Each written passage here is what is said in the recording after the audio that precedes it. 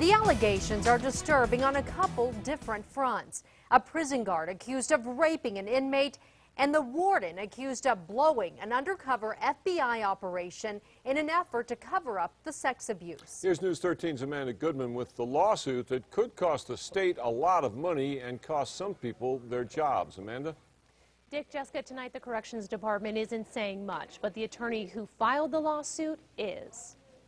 This is quite a read. A lawsuit filed today in Valencia County makes some jaw-dropping claims against two Department of Corrections workers. It involves a captain of the prison raping an inmate systematically over a period of months. The inmate's attorney says Captain Kenneth Carejo raped his client while he was locked up at the Central New Mexico Correctional Facility in Los Lunas in early 2011 as he was finishing up a 6-year sentence on drug charges. My client was a victim of his predatory nature. Matthew Coit says his client collected a DNA sample during one of the attacks. If you're being raped and you're in a prison, what do you do with the DNA evidence? Well, he kept it and hid it and then sought out the FBI. That's where things get interesting. According to Coit, the FBI was planning an undercover operation to get that DNA secretly and safely out of the prison, a claim the FBI will not talk about.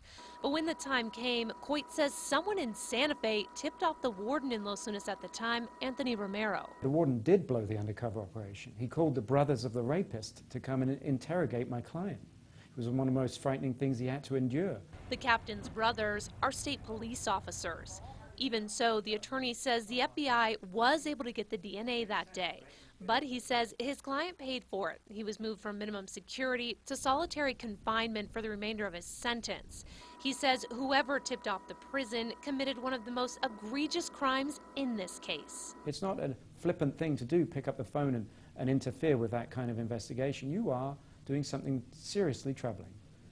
The captain accused of the rapes has retired. The former inmate says he's still in fear for his life, but wanted to come forward to make sure this doesn't happen to anyone else. The lawsuit does not say how much money he's seeking. Dick, back to you. All right, Amanda, the Corrections Department says it is reviewing the allegations but will not comment. As for state police, they say only one officer went to the prison and he didn't know that his brother was the subject of the investigation.